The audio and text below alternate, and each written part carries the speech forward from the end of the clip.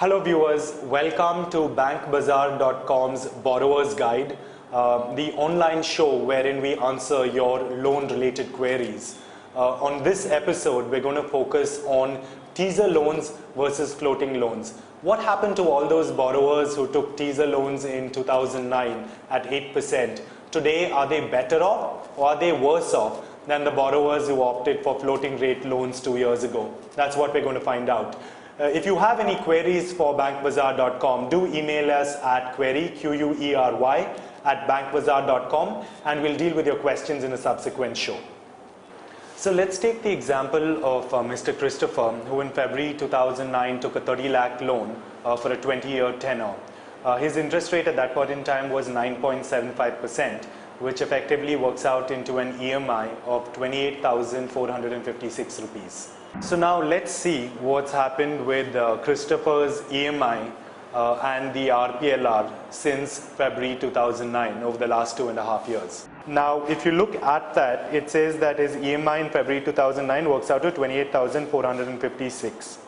Now look at what happened in March 2009. What happened to Christopher's interest rate at that point in time is that it fell to 9.25% and his EMI went to 27,530.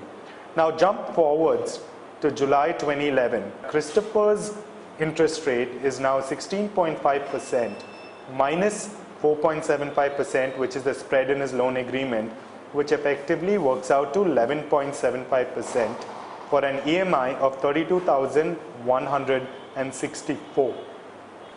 Now, most analysts believe that interest rates will be revised upwards again. So let's assume that the RPLR is raised by another 0.5% to 17% by April 2012. What this means is that effectively Christopher's interest rate is going to be 12.25% by then, and his monthly EMI is going to be 33,112 rupees per month. So let's consider the case of Christopher if he had taken a teaser home loan.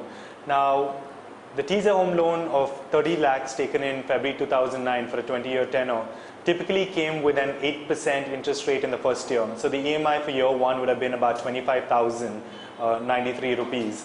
The second year, his fixed EMI would have gone up to 9% and he would have been paying about 27,000 rupees as EMI in the second year.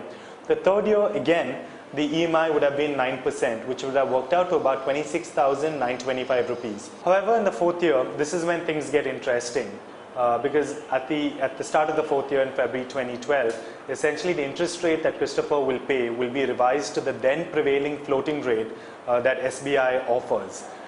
Given that the current SBI rate is 11%, assuming that by April 2012 one more rate hike will happen, which is what we assumed in the previous slide also, his prevailing interest rate will go up to 11.5%.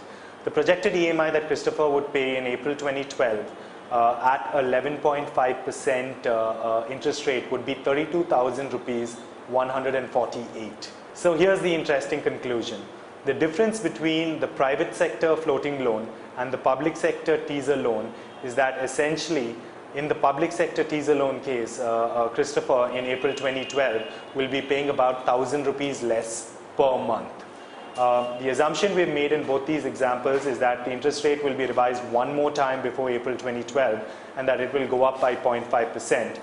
The interesting thing to note is not so much the answers, but the fact that these loans are essentially tied either to the base rate or to the prevailing floating rate at that point in time, and one should carefully understand how exactly their interest rate is calculated and how this affects the outgoing EMI that they're paying on a monthly basis.